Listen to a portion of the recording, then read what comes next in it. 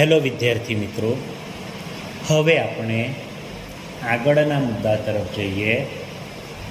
આગળનો મુદ્દો છે વિદ્યુત ભારોનું સતત વિતરણ. હવે આપણે જાણીએ છીએ કે જે વિદ્યુત ભાર છે એ ક્વોન્ટાઇઝ છે. વિદ્યુત ભાર કેવો છે? ક્વોન્ટાઇઝ છે. તથા જે વિદ્યુત ભારિત પદાર્થ છે તેના પરનો વિદ્યુત ભાર એ એક ઇલેક્ટ્રોન અથવા પ્રોટોન પરનો જે વિદ્યુત ભાર છે તેના પૂર્ણ ગુણાંકમાં હોય. વિદ્યુત ભારિત પદાર્થ પરનો જે વિદ્યુત ભાર છે તે વિદ્યુત ભારિત પદાર્થ પરનો જે વિદ્યુત ભાર છે તે ઇલેક્ટ્રોન અથવા પ્રોટોનનો જે વિદ્યુત ભાર છે તેના પૂર્ણ ગુણાંકમાં હોય. સમજીએ કઈ રીતે.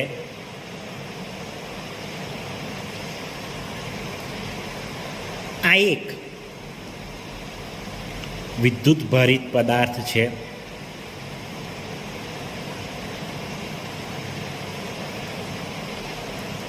તો આ પદાર્થ ઉપર જે વિદ્યુત ભાર હોય, સપોઝ કે આ પદાર્થ ઉપર ક્યુ જેટલો વિદ્યુત ભાર છે, તો વિદ્યુત ભારિત પદાર્થ પર જે વિદ્યુત ભાર હોય ને તે ઇલેક્ટ્રોન અથવા પ્રોટોન એના પરનો જે વિદ્યુત ભાર હોય ને એના પૂર્ણ ગુણાંકમાં હોય. વિદ્યુત ભારિત પદાર્થ, આ વિદ્યુત ભારિત પદાર્થ છે. વિદ્યુત ભારિત પદાર્થ પરનો જે વિદ્યુત ભાર છે તે ઇલેક્ટ્રોન અથવા પ્રોટોન પરનો જે વિદ્યુત ભાર હોય ને એના પૂર્ણ ગુણાંકમાં હોય. અને બીજી વાત યાદ રાખો કે ઘણી બધી પ્રાયોગિક કન્ડિશનમાં, એટલે કે ઘણી બધી પ્રાયોગિક પરિસ્થિતિઓમાં આપણે વિદ્યુત ભારનું ક્વોન્ટમીકરણ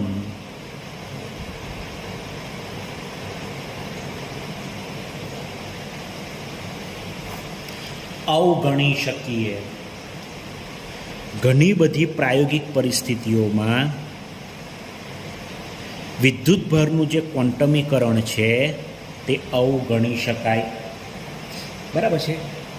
બરાબર. કેવી પરિસ્થિતિ? તો કે વિદ્યુત ભારિત પદાર્થ પરનો જે વિદ્યુત ભાર છે ને એ ઇલેક્ટ્રોન અથવા પ્રોટોન પરના જે વિદ્યુત ભાર છે એના મૂલ્યની સરખામણીમાં વધારે છે. એટલે કે આ ઇલેક્ટ્રોન અથવા આ પ્રોટોન, તો આ ઇલેક્ટ્રોન અથવા પ્રોટોનનો જે વિદ્યુત ભાર છે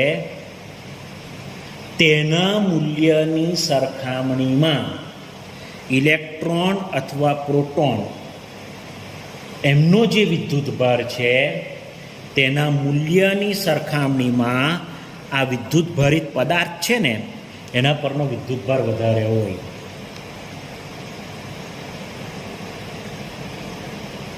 બરાબર છે? ઇલેક્ટ્રોન અથવા પ્રોટોન પરનો જે વિદ્યુત ભાર છે એના મૂલ્યની સરખામણીમાં વિદ્યુત ભારિત પદાર્થ પર જે વિદ્યુત ભાર હોય ને તે વધારે હોય. તો ત્યારે આપણે વિદ્યુત ભારનું ક્વોન્ટમીકરણ અવગણી શકીએ. બરાબર છે? પ્રથમ મુદ્દો. આપણો નવો ટોપિક શું છે? વિદ્યુત ભારનું સતત વિતરણ. એમાં પ્રથમ મુદ્દો કે વિદ્યુત ભાર એ ક્વોન્ટાઇઝ છે.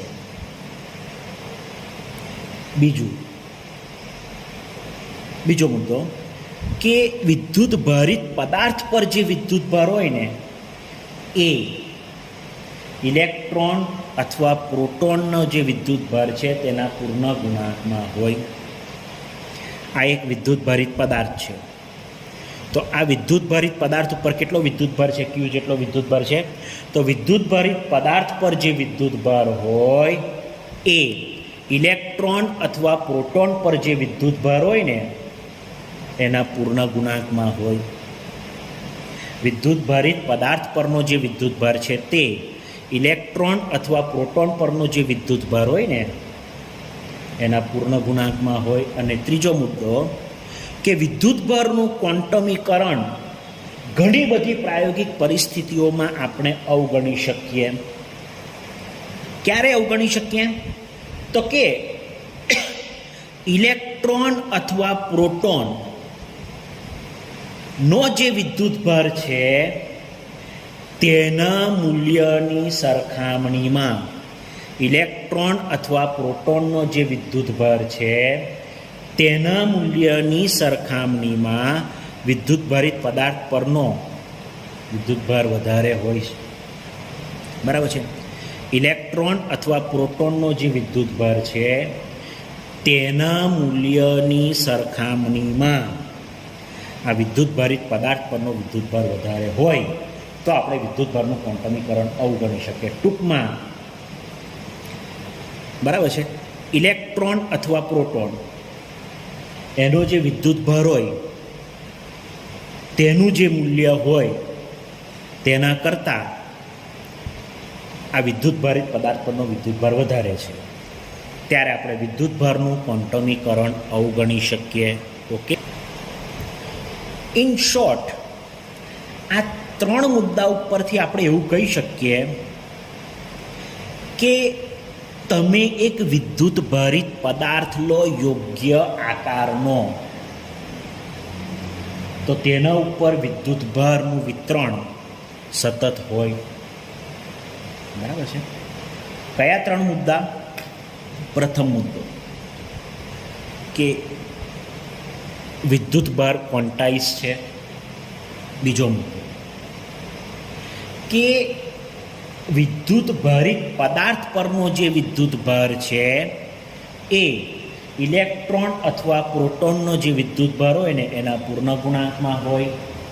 અને ત્રીજો મુદ્દો ઇલેક્ટ્રોન અથવા પ્રોટોન પરનો જે વિદ્યુતભાર છે એના મૂલ્ય કરતાં વિદ્યુતભારિત પદાર્થ પરનો વિદ્યુતભાર વધારે હોય. તો આ ત્રણ મુદ્દા ઉપરથી આપણે એવું કહી શકીએ કે તમે યોગ્ય આકારનો વિદ્યુતભારિત પદાર્થ લો તો એ પદાર્થ પર વિદ્યુતભારોનું વિતરણ સતત હોય. યોગ્ય આકારના પદાર્થ પર વિદ્યુતભારોનું વિતરણ કેવું હોય? સતત હોય. હવે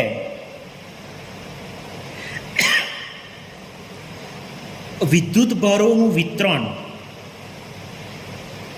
એક પારિમાણિક હોય, સતત વિતરણ. વિદ્યુતભારોનું સતત વિતરણ છે તે એક પારિમાણિક હોય અથવા દ્વિપારિમાણિક હોય અથવા ત્રિપારિમાણિક હોય. વિદ્યુતભારોનું જે સતત વિતરણ છે તે એક પારિમાણિક હોય, દ્વિપારિમાણિક હોય અથવા ત્રિપારિમાણિક હોય. જો એક પારિમાણિક હોય તો રેખીય વિદ્યુતભાર વિતરણ કહેવાય. દ્વિપારિમાણિક હોય તો પૃષ્ઠ વિદ્યુતભાર વિતરણ કહેવાય. અને ત્રિપારિમાણિક હોય તો કદ વિદ્યુતભાર વિતરણ કહેવાય. બરાબર છે. ફરી પાછી આપણે વાત કરી લઈએ. આપનો આજનો ટોપિક છે વિદ્યુતભારોનું સતત વિતરણ. એમાં પ્રથમ ત્રણ મુદ્દા યાદ રાખીએ. પ્રથમ મુદ્દો કે વિદ્યુતભાર ક્વોન્ટાઇઝ છે. બીજો મુદ્દો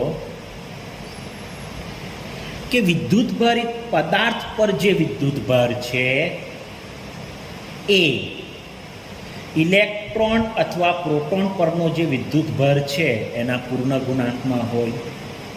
અને ત્રીજો મુદ્દો વિદ્યુતભારિત પદાર્થ પરનો જે વિદ્યુતભાર છે ને એ ઇલેક્ટ્રોન અથવા પ્રોટોન પરનો જે વિદ્યુતભાર છે તેના મૂલ્ય કરતાં વધારે છે. અથવા તો ત્રીજો મુદ્દો આ રીતે કહી શકો તમે, ઇલેક્ટ્રોન અથવા પ્રોટોન પરનો જે વિદ્યુતભાર છે તેના મૂલ્ય કરતાં, ઇલેક્ટ્રોન અથવા પ્રોટોન પર જે વિદ્યુતભાર છે તેના મૂલ્ય કરતાં વિદ્યુતભારિત પદાર્થ પરનો વિદ્યુતભાર વધારે હોય. તો આ ત્રણ મુદ્દાઓના આધારે આપણે કહી શકીએ કે તમે યોગ્ય આકારનો પદાર્થ લો તો તેના ઉપર વિદ્યુતભારનું વિતરણ કેવું હોય? સતત હોય.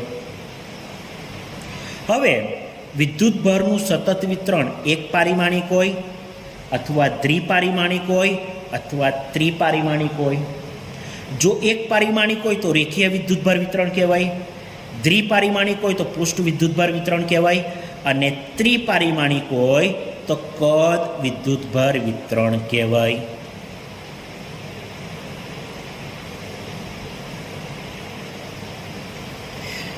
હવે આપણે સૌ પ્રથમ રેખીય વિદ્યુતભાર ઘનતા જોઈએ. રેખીય વિદ્યુતભાર ઘનતાને લેમડા વડે દર્શાવાય. ચાલો, હવે વિદ્યુતભાર રેખા પર વહેંચાયેલો હોય તો એવું વિતરણ રેખીય કહેવાય. હવે અહીં યાદ રાખો કે રેખા સીધી હોય અથવા વક્ર હોય, વાંકી હોય, એનાથી કોઈ લેવડ દેવડ નથી. રેખા સીધી બી હોઈ શકે અથવા રેખા વાંકી પણ હોઈ શકે. પણ એટલું યાદ રાખો કે વિદ્યુતભાર રેખા પર વહેંચાયેલો હોય ને તો રેખીય વિતરણ કહેવાય. હવે તમે જોઈ શકો છો આ આકૃતિમાં આ એક રેખા બતાવેલી છે. આ જે રેખા છે ને તેની લંબાઈ છે L, અને રેખા ઉપર વિદ્યુતભાર વહેંચાયેલો છે. કેટલો વહેંચાયેલો છે? તો કે Q જેટલો વિદ્યુતભાર વહેંચાયેલો છે. બરાબર છે? ક્લિયર? આ એક રેખા છે. આ રેખાની લંબાઈ છે L, અને રેખા ઉપર વિદ્યુતભાર વહેંચાયેલો છે. ટોટલ કેટલો વિદ્યુતભાર વહેંચાયેલો છે? તો કે Q જેટલો વિદ્યુતભાર વહેંચાયેલો છે રેખા પર. તો હવે રેખીય વિદ્યુતભાર ઘનતા એની વ્યાખ્યા શું થાય? તો રેખીય વિદ્યુતભાર ઘનતા એની વ્યાખ્યા એ લખેલી છે, એકમ લંબાઈ દીઠ કુલ વિદ્યુતભાર. એકમ લંબાઈ દીઠ કુલ વિદ્યુતભાર. જો ધ્યાનથી જોજો, લંબાઈના આગળ શું લખાયું છે? એકમ. એટલે લંબાઈ કઈ આવે? છેદમાં આવે. લંબાઈ કઈ આવે? છેદમાં આવે. તો લંબાઈ કેટલી છે?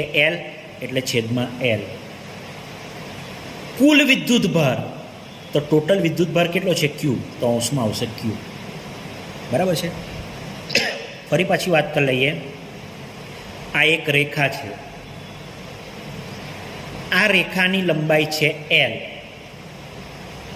અને રેખા ઉપર વિદ્યુતભાર વહેંચાયેલો છે. કેટલો વિદ્યુતભાર? તો કે Q જેટલો વિદ્યુતભાર વહેંચાયેલો છે. હવે આ રેખીય વિદ્યુતભાર ઘનતા એની વ્યાખ્યા અહીંયા લખેલી છે. શું છે એની વ્યાખ્યા? કંઈક આ રીતની છે, એકમ લંબાઈ દીઠ કુલ વિદ્યુતભાર. લંબાઈના આગળ શું લાગ્યું? એકમ. એટલે લંબાઈ કઈ આવે? છેદમાં. એટલે છેદમાં આવશે લંબાઈ. તો લંબાઈ કેટલી છે? L, એટલે L. શું? તો કે કુલ વિદ્યુતભાર. કુલ વિદ્યુતભાર કેટલો છે? તો કે Q. એટલે સૂત્ર થશે લેમડા બરાબર Q અપોન L. તમે આ લેમડાને શું કહેવાય? તો રેખીય વિદ્યુતભાર ઘનતા કહેવાય. સૂત્ર પરથી બી વ્યાખ્યા લખી શકો છો. L, L એટલે શું? લંબાઈ. કઈ લખેલી છે? છેદમાં લખેલી છે લંબાઈ. એટલે શું વંચાશે? છેદમાં છે ને, એટલે એકમ લંબાઈ દીઠ કુલ વિદ્યુતભાર. બરાબર છે? હવે આ રેખીય વિદ્યુતભાર ઘનતા, આ એનું સૂત્ર થઈ ગયું. અને સૂત્ર ઉપરથી એકમ, એનો એકમ થશે કુલમ પર મીટર. લેમડા એટલે શું? તો કે રેખીય વિદ્યુતભાર ઘનતા. એનો એકમ શું થાય? તો કે એના સૂત્રમાં જો Q અપન L છે. Q એટલે વિદ્યુતભાર, કે જેનો એકમ કુલમ. છેદમાં શું છે? લંબાઈ. લંબાઈનો એકમ થાય મીટર. એટલે રેખીય વિદ્યુતભાર ઘનતા એનો એકમ થાય કુલમ પર મીટર. હવે આ જ વસ્તુ બીજી રીતે લઈએ. રેખીય વિદ્યુતભાર ઘનતા જ આપણે લેવાની છે. આ એક રિંગ છે, બરાબર? અને આ રિંગની ત્રિજ્યા કેટલી છે? આર છે. અને આ રિંગ ઉપર તમે જોઈ શકો છો કે વિદ્યુતભાર વહેંચાયેલો છે. કેટલો વિદ્યુતભાર વહેંચાયેલો છે? તો કે ક્યુ. બરાબર છે? આ એક રિંગ છે, રિંગની ત્રિજ્યા છે આર, અને એના ઉપર ક્યુ જેટલો વિદ્યુતભાર વહેંચાયેલો છે. તો હવે રેખીય વિદ્યુતભાર ઘનતા એનું સૂત્ર શું થશે? તો કે રેખીય વિદ્યુતભાર ઘનતાને લેમડા વડે દર્શાવાય, ઇઝ ઇક્વલ ટુ ક્યુ. ક્યુ એટલે શું આવે? વિદ્યુતભાર. તો ટોટલ વિદ્યુતભાર કેટલો છે? તો કે ક્યુ જ છે. અને છેદમાં શું આવે? તો કે છેદમાં લંબાઈ આવે. હવે આપણા પાસે રિંગ છે, તો રિંગની લંબાઈ કેટલી? તો કે પરિઘ જેટલી. પરિઘ કેટલો થાય? તો કે 2πr. પરિઘ કેટલો થાય? તો કે 2πr. એટલે છેદમાં લંબાઈ આવશે. અને રિંગની લંબાઈ કેટલી? તો કે પરિઘ જેટલી, એટલે આવશે 2πr. બરાબર છે? એટલે આ રેખીય વિદ્યુતભાર ઘનતાનું સૂત્ર થઈ ગયું રિંગ માટે. બરાબર છે? ફરી પાછી આપણે વાત કરી લઈએ. આપણે વાત કરીએ છીએ રેખીય વિદ્યુતભાર ઘનતા. હવે જો વિદ્યુતભાર રેખા પર વહેંચાયેલો હોય, રેખા સીધી હોય કે વક્ર હોય તેનાથી કોઈ લેવડ દેવડ નથી, પરંતુ વિદ્યુતભાર એ રેખા પર વહેંચાયેલો હોય ને, તો એને રેખીય વિતરણ કહેવાય. હવે તમે જોઈ શકો છો કે આ આકૃતિમાં એક રેખા બતાવેલી છે, સીધી રેખા છે. એની લંબાઈ કેટલી છે? L. અને એ રેખા ઉપર ક્યુ જેટલો વિદ્યુતભાર આવેલો છે. બરાબર છે? તો હવે રેખીય વિદ્યુતભાર ઘનતા લેમડા, એને લેમડા વડે દર્શાવાય. એની વ્યાખ્યા શું થાય? તેની વ્યાખ્યા થશે એકમ લંબાઈ દીઠ કુલ વિદ્યુતભાર. તો હવે આપણે વ્યાખ્યા પરથી સૂત્ર લખીએ. એકમ લંબાઈ, લંબાઈને આગળ એકમ શબ્દ છે, એટલે લંબાઈ કઈ આવશે? છેદમાં. લંબાઈ માટે L, એટલે L. શું? તો કે કુલ વિદ્યુતભાર, એટલે અંશમાં આવશે કુલ વિદ્યુતભાર. એટલે lambda is equal to Q upon L. અને આ રેખીય વિદ્યુતભાર ઘનતા લેમડાનો એકમ શું થાય? Coulomb per metre. કેવી રીતે? તો કે એના સૂત્રમાં વિદ્યુતભાર આવે છે, વિદ્યુતભારનો એકમ કુલમ, અને છેદમાં શું છે? લંબાઈ. લંબાઈનો એકમ મીટર. બરાબર. હવે આ રેખીય વિદ્યુતભાર ઘનતા આપણે એક રિંગ માટે લઈએ. આ તો તમે એક રેખા માટે લીધેલું ને, હવે રિંગ માટે લઈએ. તો આ રિંગ છે, અને એ રિંગની ત્રિજ્યા છે આર, અને એ રિંગ ઉપર તમે જુઓ ક્યુ જેટલો વિદ્યુતભાર વહેંચાયેલો છે. બરાબર છે? તો રેખીય વિદ્યુતભાર ઘનતા લેમડા બરાબર શું હવે? ક્યુ બાય એલ. તો લેમડા ઇઝ ઇક્વલ ટુ ક્યુ. તો આના ઉપર વિદ્યુતભાર કેટલો છે? ક્યુ જ છે, તો અંશમાં ક્યુ. છેદમાં શું આવે? લંબાઈ. પણ અહીં શું છે? રિંગ. તો કે રિંગની લંબાઈ કેટલી? તો કે પરિઘ જેટલી, એટલે કે 2πr થાય. એટલે છેદમાં લંબાઈ કેટલી આવશે? 2πr. તો આ રેખીય વિદ્યુતભાર ઘનતા લેમડાનું સૂત્ર થયું. કોના માટે? તો કે રિંગ માટે. બરાબર છે? હવે એક વસ્તુ યાદ રાખો કે તમે રેખીય વિદ્યુતભાર ઘનતા કહો કે વિદ્યુતભારની રેખીય ઘનતા કહો, ચાલે. એને લેમડા વડે દર્શાવાય. ઓકે?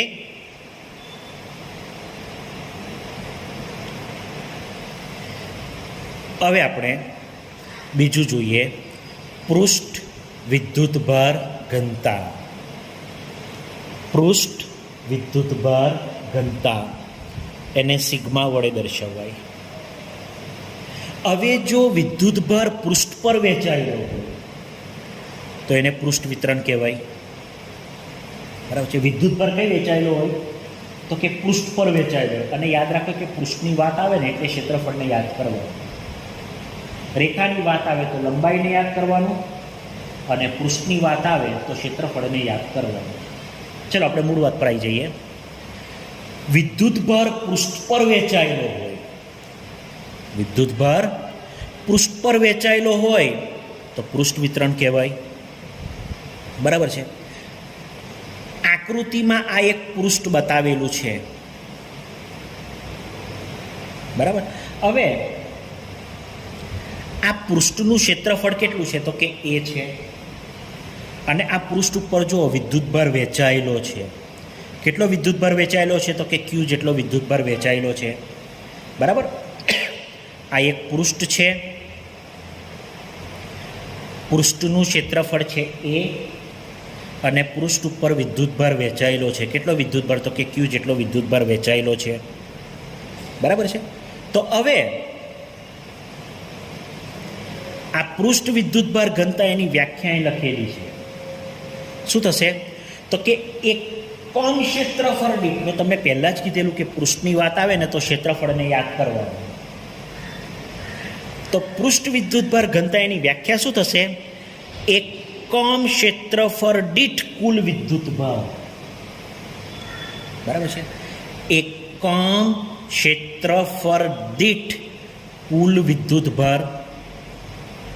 ચાલો, પૃષ્ઠ વિદ્યુતભાર ઘનતાને સિગ્મા વડે દર્શાવાય. તો હવે એની વ્યાખ્યા ઉપરથી આપણે સૂત્ર લખીએ તો સિગ્મા ઇઝ ઇક્વલ ટુ એકમ ક્ષેત્રફળ, એટલે ક્ષેત્રફળ કઈ લખાયું છેદમાં શું તો કે કુલ વિદ્યુતભાર કેટલો છે તો કે ક્યુ, એટલે અંશમાં આવ્યો ક્યુ. બરાબર છે. શું છે વ્યાખ્યા? એકમ ક્ષેત્રફળ દીઠ કુલ વિદ્યુતભાર. તો વિદ્યુતભારની પૃષ્ઠ ઘનતા એને સિગ્મા વડે લખાય, સિગ્મા વડે દર્શાવાય. તો સૂત્ર શું થશે? સિગ્મા ઇઝ ઇક્વલ ટુ એકમ ક્ષેત્રફળ, એટલે ક્ષેત્રફળ કઈ લખાય છેદમાં કેટલું છે ક્ષેત્રફળ તો કે એ, એટલે છેદમાં એ. શું તો કે કુલ વિદ્યુતભાર કેટલો છે તો કે સ્મોલ ક્યુ, એટલે અંશમાં આવશે સ્મોલ ક્યુ. તો આ પૃષ્ઠ વિદ્યુતભાર ઘનતાની વ્યાખ્યા અને આ એનું સૂત્ર, અને આ સૂત્ર ઉપરથી પૃષ્ઠ વિદ્યુતભાર ઘનતાનો એકમ, તેના સૂત્રમાં શું આવશે? વિદ્યુતભાર, વિદ્યુતભારનો એકમ થાય કુલમ, અને છેદમાં શું છે? ક્ષેત્રફળ, ક્ષેત્રફળનો એકમ શું છે? Metre square. ક્ષેત્રફળનો એકમ શું થાય? Metre square. એટલે વિદ્યુતભારની પૃષ્ઠ ઘનતાનો એકમ થશે કુલમ પર મીટર સ્ક્વેર. હવે આપણે ગોળા પર લઈએ. આ પૃષ્ઠ વિદ્યુતભાર ઘનતા આપણે પૃષ્ઠ પર લીધી, હવે ગોળા પર લઈએ. તો તમે આકૃતિમાં જોઈ શકો છો, આ એક ગોળો છે, અને આ ગોળાની ત્રિજ્યા કેટલી છે? આ. અને એના ઉપર વિદ્યુતભાર વહેંચાયેલો છે.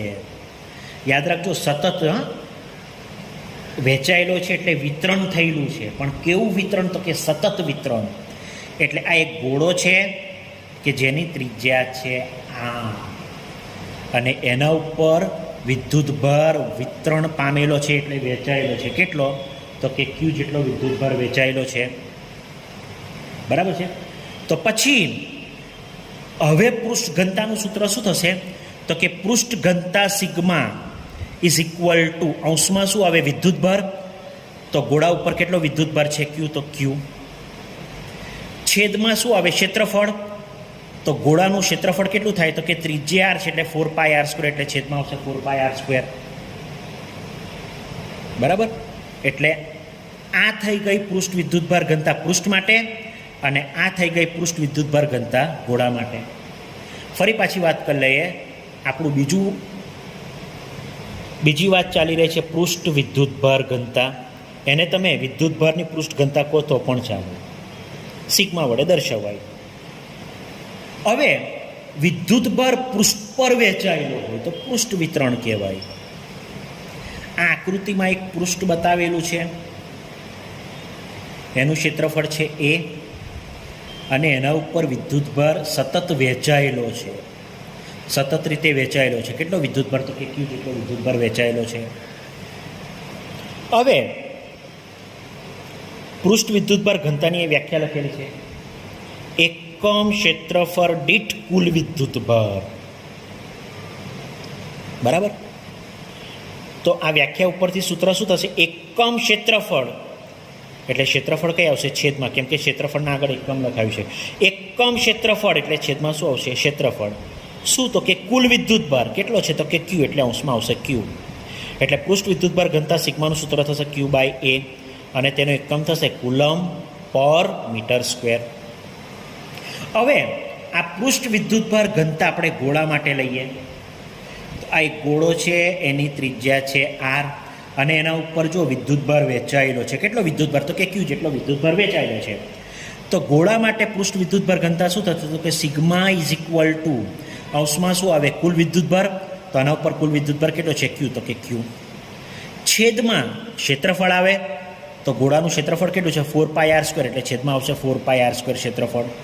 તો આ થઈ ગયું ગોળા માટે. ઓકે, હવે ત્રીજું જોઈએ. કદ વિદ્યુતભાર ઘનતા, એને રો વડે દર્શાવાય. કદ વિદ્યુતભાર ઘનતા એને રો વડે દર્શાવાય. હવે વિદ્યુતભાર પદાર્થના કદમાં વહેંચાયેલો, તો કદ વિતરણ. ફરી પાછી મુદ્દો મગજમાં કાયમ માટે ક્લિયર રાખો. રેખાની વાત આવે એટલે લંબાઈ લેવાની, પૃષ્ઠની વાત આવે એટલે ક્ષેત્રફળ લેવાનું, ને કદની વાત આવે તો કદ લેવાનું.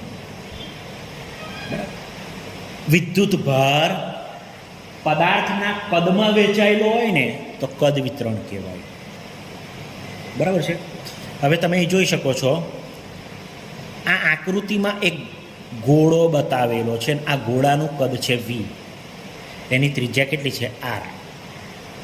ગોળાની ત્રિજ્યા આર છે, તેનું કદ છે વી, અને આ ગોળા ઉપર વિદ્યુતભાર વહેંચાયેલો છે. કેટલો વિદ્યુતભાર વહેંચાયેલો છે? તો કે ક્યુ જેટલો વિદ્યુતભાર વહેંચાયેલો છે. બરાબર છે? આ એક ગોળો છે કે જેનું કદ છે વી, ગોળાની ત્રિજ્યા છે આર, અને ગોળા ઉપર વિદ્યુતભાર વહેંચાયેલો છે. કેટલો વિદ્યુતભાર વહેંચાયેલો છે? તો કે ક્યુ જેટલો વિદ્યુતભાર વહેંચાયેલો છે. હવે કદ વિદ્યુતભાર ઘનતાની વ્યાખ્યા શું થશે? તેની વ્યાખ્યા થશે એકમ કદ દીઠ કુલ વિદ્યુતભાર. એકમ કદ એટલે કદના આગળ શું આવ્યું? એકમ, એટલે કદ કઈ લખાશે? છેદમાં. શું? તો કે કુલ વિદ્યુતભાર, એટલે અંશમાં આવશે ક્યુ. કુલ વિદ્યુતભાર કેટલો છે? તો કે ક્યુ. બરાબર? એટલે કદ વિદ્યુતભાર ઘનતા, એને વિદ્યુતભારની કદ ઘનતા પણ કહેવાય. એને રો વડે દર્શાવાય. એની વ્યાખ્યા શું થશે? કે એકમ કદ દીઠ કુલ વિદ્યુતભાર, એટલે સૂત્ર શું થશે? તો કે કદ વિદ્યુતભાર ઘનતા માટે રો ઇઝ ઇક્વલ ટુ, વ્યાખ્યા શું છે? તો કે એકમ કદ એટલે કદમાં, એકમ કદ એટલે છેદમાં શું આવે? કદ. શું? તો કે કુલ વિદ્યુતભાર કેટલો છે? તો કે ક્યુ. એટલે સૂત્ર થશે rho is equal to Q upon V. એનો એકમ શું થશે? કદ વિદ્યુતભાર ઘનતાનો એકમ શું થશે? તો કે એના સૂત્રમાં જો ક્યુ અપોન વી છે, ક્યુ એટલે વિદ્યુતભાર, એનો એકમ કુલમ, અને છેદમાં વી એટલે કદ, કદનો એકમ મીટર ક્યુબ, એટલે એનો એકમ થશે કુલમ પર મીટર ક્યુબ. હવે રો એઝ ઇટ ઇઝ. ક્યુ એટલે કુલ વિદ્યુતભાર કેટલો છે? ક્યુ છે, એટલે ક્યુ એઝ ઇટ ઇઝ, અને છેદમાં શું છે? કદ. હવે અહીં આપણને ગોળો આપેલો છે ને, એની ત્રિજ્યા છે આર, તો એનું કદ કેટલું થાય ગોળાનું? તો કે 4/3 πr ક્યુબ. એટલે વી એટલે શું? તો કે ગોળાનું કદ કેટલું થાય? તો કે 4/3 πr ક્યુબ, એટલે 4/3 πr ક્યુબ. બરાબર?